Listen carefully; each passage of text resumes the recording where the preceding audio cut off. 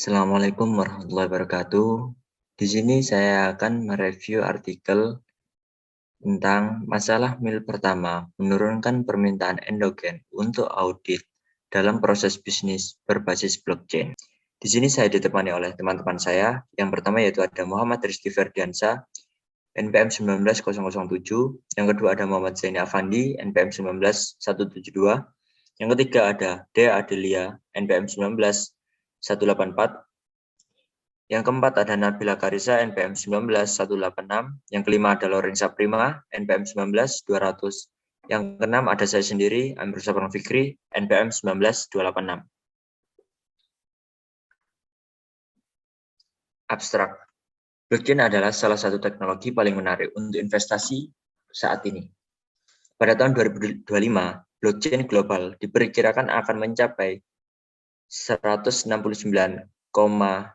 miliar US dollar dengan tingkat pertumbuhan tahunan gabungan sebesar 83,8% selama periode perkiraan 2018 hingga 2025. Faktor utama yang mendorong pertumbuhan pasar adalah meningkatnya investasi dalam dana modal ventura. Teknologi blockchain ini dan adopsi teknologi blockchain dalam manajemen rantai pasokan dan retail satu perusahaan akuntansi besar juga banyak berinvestasi di blockchain dibandingkan dengan literatur penelitian lain. Minat kami bukan untuk mengaudit mekanisme blockchain, tetapi untuk menentukan munculnya persyaratan audit yang melekat saat menerapkan blockchain pada masalah bisnis. Bitcoin adalah aplikasi awal blockchain melalui konstruksi digital. Dan tujuannya adalah untuk menciptakan mata uang yang hanya ada di dunia maya. Sehingga tidak ada bentuk ekspresi fisik yang dapat dengan mudah dikendalikan oleh badan pengatur.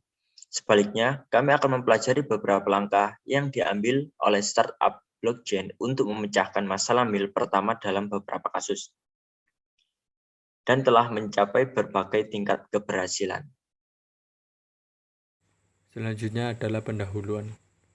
Blockchain adalah serangkaian catatan data yang dikelola oleh suatu kelompok komputer yang di dalamnya tidak dimiliki oleh satu entitas apapun. Berbagai blok data ini dinamakan dan juga diikat satu sama lain dengan menggunakan prinsip kriptografi. Sudah dijelaskan sebelumnya, perusahaan akuntansi besar juga banyak berinvestasi di blockchain.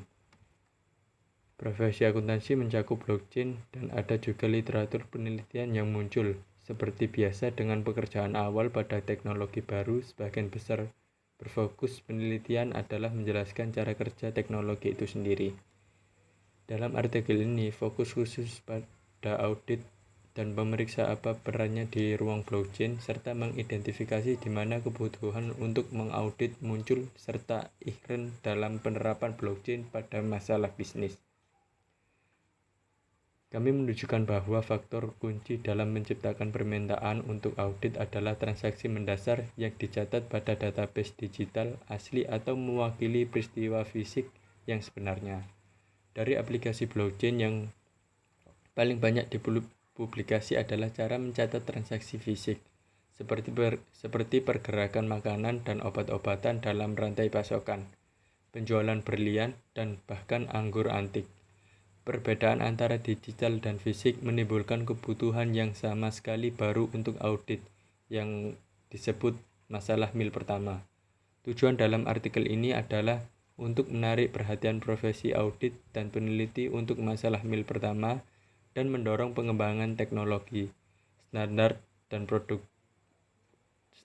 prosedur untuk mengatasinya, khususnya dalam konteks audit.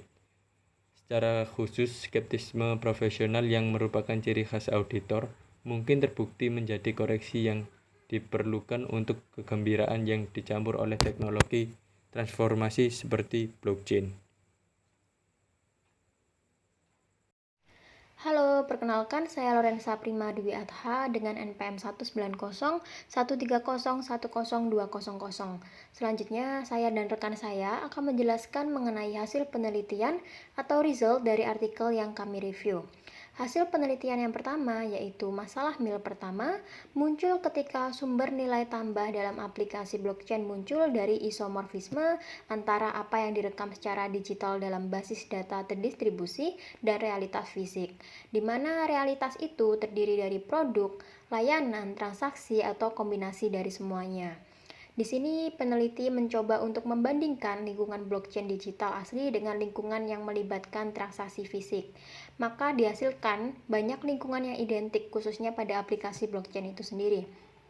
Di mana perbedaan muncul adalah ketika realitas transaksi yang terjadi dan realitas yang dijelaskan oleh data yang disimpan dalam buku besar yang didistribusikan oleh blockchain. Maka, apapun keunggulan teknologi dari buku besar berbasis blockchain dibandingkan dengan jenis data yang lainnya, database yang lainnya dalam memastikan integritas data itu sendiri, itu tidak akan menjamin bahwa data yang disimpan di buku besar adalah isomorfik dengan apa yang dimasukkan untuk diwakili oleh data tersebut dalam kenyataannya. Kesenjangan ini maka antara realitas fisik dan representasi data dari realitas itulah yang disebut dengan masalah mil pertama.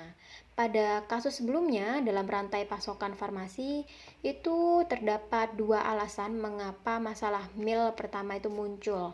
Pertama, jika obat-obatan tersebut mungkin palsu yang ditempatkan dalam rantai pasokan di beberapa titik, baik itu di pabrik itu sendiri atau di gudang sepanjang perjalanan ke pelanggan. Lalu adapun masalah yang kedua adalah bahwa obat itu sendiri mungkin rusak atau kekurangan jumlah bahan aktif yang tepat atau mungkin bisa jadi terkontaminasi. Untuk hasil penelitian yang kedua, yaitu dalam kasus produk fisik murni seperti berlian atau karya seni yang diautentikasi, satu solusi untuk masalah mil pertama adalah pembuatan dan perekaman kembar digital, yang mungkin di sini mencakup pengukuran terperinci seperti foto, video, dan data semacam itu. Lainnya yang memberikan keyakinan penuh dan keyakinan tinggi bahwa item tersebut dapat diidentifikasi ulang secara unik bila diperlukan. Jadi di sini sebuah objek yang diautentikasi dalam bentuk apapun, termasuk karya seni dan artefak unik ataupun berlian itu sendiri, memiliki banyak komponen yang diperlukan untuk memfasilitasi klaim atas suatu identitas. Di sini contohnya 3 komponen itu yaitu objek, identitas fisik yang aman ataupun identitas digital yang aman. Maka untuk mengatasi masalah pertama di sini yaitu karya seni maupun berlian dan memastikan bahwa apa yang disimpan di blockchain seni adalah karya seni yang sah, dikaitkan dengan artis yang benar akan membutuhkan perlindungan yang semakin canggih. Selain itu juga solusi dari FMP ini harus terus-menerus berkembang untuk mengimbangi kemampuan para pemalsu. Teknologi di sini sangat kompleks karena dikembangkan untuk memvalidasi ke adanya kecurangan dalam karya seni. Ini termasuk seperti penggunaan kecerdasan buatan untuk mengukur hubungan antara calon karya seni dan karya yang diketahui oleh seniman yang mengaku. Di sini bisa digunakan seperti sidik jari massal, peptida untuk mendeteksi produk hewani yang digunakan dalam bahan seni lama seperti ada pengikat dan lem dan menggunakan DNA sintetis untuk menandatangani seni segera setelah dibuat. Dan di sini ada keterbatasannya jika menggunakan tadi solusi tersebut adalah ketika analisis biaya manfaat dari biaya pengukuran versus nilai item yang sangat markup atau mahal seperti itu, dan juga penelitian ini juga diperlukan pada standar untuk apa yang merupakan kembaran digital yang memadai dalam konteks tertentu. Maka diperlukan penelitian yang lebih dalam menanggulangi masalah tersebut. Baik, perkenalkan nama saya Muhammad Zaini Afandi, NPM 19013010172. Di sini saya akan melanjutkan mengenai result atau hasil yang nomor 3. Dalam hal layanan atau protek sebagai layanan, seperti makanan organik atau mengidentifikasi seni dengan artis hidup tertentu, yang dimana twin digital atau kembaran digital tidak akan cukup karena nilai tambah tidak hanya berasal dari kemampuan mengidentifikasi produk, tetapi mengetahui bahwa input manusianya sesuai dengan yang seharusnya. Dalam hal ini, jaminan pihak ketiga dapat menjadi sebuah solusi. Misalnya, untuk membuat surprise atau kedatangan tiba-tiba di peternakan dengan tujuan untuk memastikan bahwa tidak adanya pestisida yang digunakan, atau mewawancarai artis untuk memverifikasi bahwa artis tersebut benar-benar menciptakan karya seni tertentu atau tidak, yang dimana kepastian tersebut dapat didukung melalui perekaman dan penyimpanan bukti seperti wawancara, video, dan dokumen bersertifikat, yang dimana the cost benefit trade-off bahkan lebih mendesak dalam kasus ini, yang di dalam sebuah penelitian sangat diperlukan pada standar, yang dimana standar yang digunakan pada kasus ini yaitu apa yang merupakan tingkat jaminan pihak ketiga yang memadai untuk konteks tertentu, dan bukti apa yang diperlukan untuk mendukung jaminan yang sejalan dengan standar audit untuk audit laporan keuangan. Baik, perkenalkan nama saya Nabila Karisa, NPM 19013010186. Di sini saya akan menjelaskan tentang result atau hasil penelitian dari jurnal ini. Pada poin keempat dalam hasil penelitian ini yaitu ketika analisis biaya manfaat tidak mendukung sepenuhnya dalam mengatasi masalah mile pertama atau first mile, blockchain dapat menambahkan nilai dengan menetapkan asalnya atau sumbernya. Nah, misalnya dengan memungkinkan penelusuran produk kembali melalui rantai pasokan atau lokasi dan kepemilikan karya seni. Kuncinya adalah dengan tetap memastikan bahwa data dimasukkan atau diinput dengan benar sejak awal.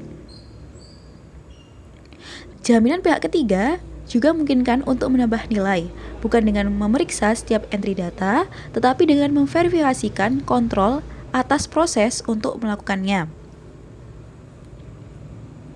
Selanjutnya yaitu poin kelima, ketika berhadapan dengan ketidakseimbangan kekuasaan, seperti dalam contoh yaitu pendaftaran tanah di Kenya, pentingnya suatu proses untuk mengatasi masalah mile pertama atau first mile, yaitu terbebas dari regulatory capture atau korupsi. Nah, setelah data dimasukkan atau diinput ke dalam blockchain yang tidak dapat diubah, rintangan atau tantangan untuk mengoreksi kesalahan penyajian akan lebih tinggi daripada dengan sistem penyimpanan catatan alternatif. Saya adalah Dea Adelia Fiskasawa dengan NPM 1901-3010184. Berikut akan saya paparkan mengenai kesimpulan dari artikel ini. Dalam artikel ini, kami menempatkan blockchain dalam konteks lingkungan bisnis di mana ia beroperasi untuk memahami permintaan endogen untuk audit dalam pengaturan itu. Seperti yang bisa kita lihat dengan XBRL, ada kecenderungan di antara beberapa peneliti untuk melihat teknologi baru sebagai tujuan itu sendiri dan bukan sebagai sarana untuk mencapai tujuan. Perbedaan perspektif inilah yang membuat perbedaan substansial pada peran yang dirasakan dan nilai tambah dari teknologi blockchain. Khususnya ketika menyangkut permintaan untuk mengaudit dalam proses bisnis blockchain, kami menyarankan untuk fokus saja kepada audit dan blockchain daripada mengaudit blockchain, seperti yang dilakukan literatur akuntansi saat ini. Kami berpendapat bahwa mengaudit blockchain secara pribadi mungkin bernilai dan penting, tetapi itu adalah urutan kedua dibandingkan dengan mempertimbangkan yang jauh lebih penting, yaitu apakah catatan yang disimpan di blockchain ini sesuai dengan kenyataan yang ada di dunia nyata, karena mereka haruslah mencerminkan kenyataan.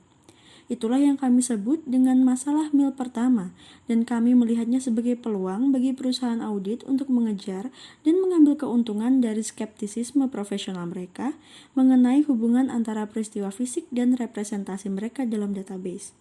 Kemungkinan lainnya adalah untuk mengenali bahwa sementara data yang disimpan di blockchain mungkin tidak akan bisa diubah, sehingga masih ada masalah kontrol yang perlu diperiksa oleh auditor.